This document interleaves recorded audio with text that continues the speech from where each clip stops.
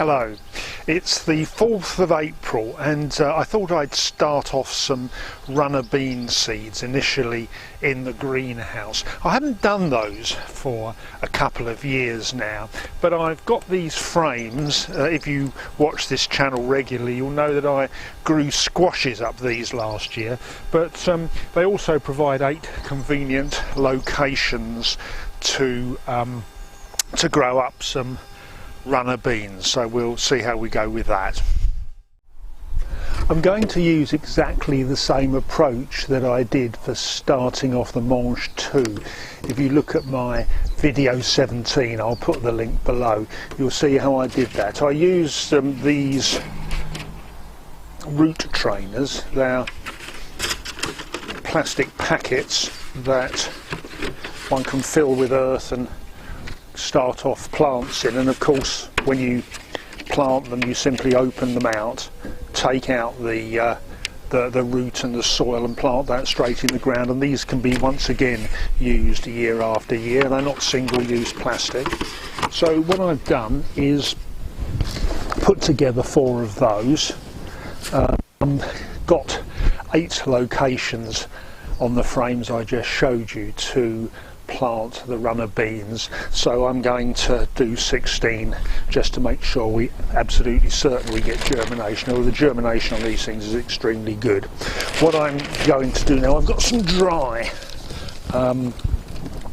compost, dry garden compost, and that's good because it makes it easy to fill up the modules, because it'll just settle nicely in and fill them up without sticking to the sides, as would happen if you were using wet compost. So what I'm going to do first of all is to fill up all these modules to about 1.5 inches below the top of the module. I'll explain what that's about in a minute.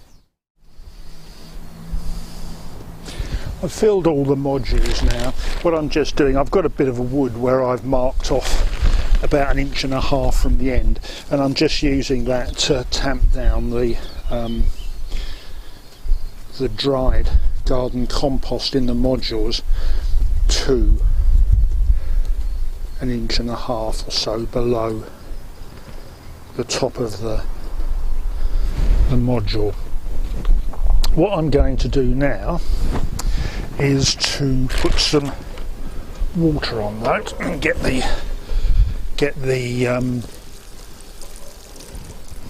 soil wet.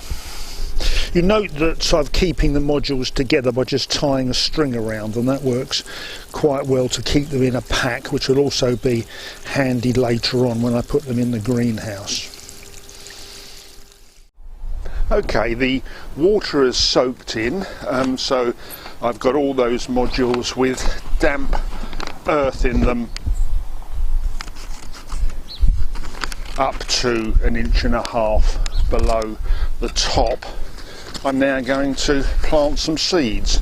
These are Polestar runner beans. It says on the packet, a British bred gardener's favourite for high yields and reliability.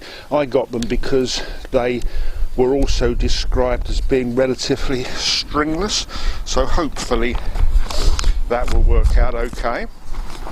What I'm now going to do is drop a seed into each hole. When I did this with the Mange 2, as you'll see on my video number 17, I just filled the modules to the top, made a little hole and pushed the seed in. But these runner bean seeds are quite big, so I think it's just more convenient to partially fill the module, put the seeds in, and then top it up to the top, hence the 1.5 inches, which is 1.5 to 2 inches, wherever you're planting runner bean seeds. That's a reasonable depth for them.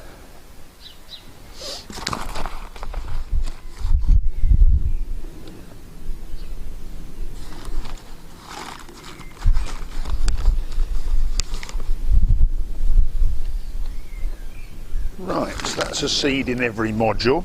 I'm now just going to top off the modules with dried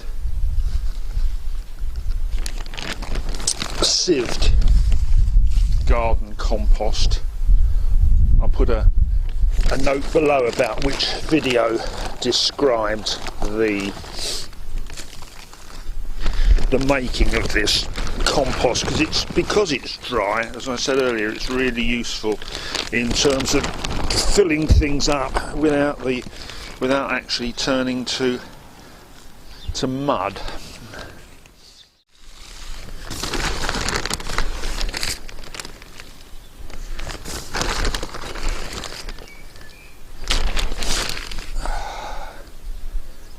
Just tamp the earth down a little bit, although it settles pretty well because it's so dry.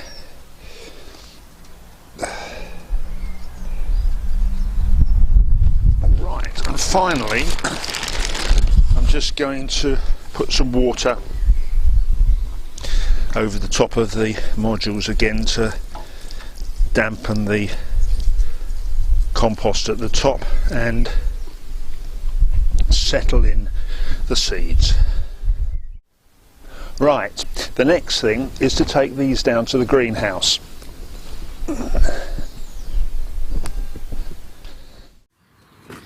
I've now put them in a tray in the greenhouse with a couple of bricks either side just to hold them up okay. I'm then going to put water into the bottom of the tray, maybe up to about 3/4 of an inch up the module. That's fine because they're quite tall. It'll keep them supplied with water so they won't need watering again until they germinate, and the amount of water in the tray there isn't enough to flood the roots and cause any damage. So now we just wait for germination.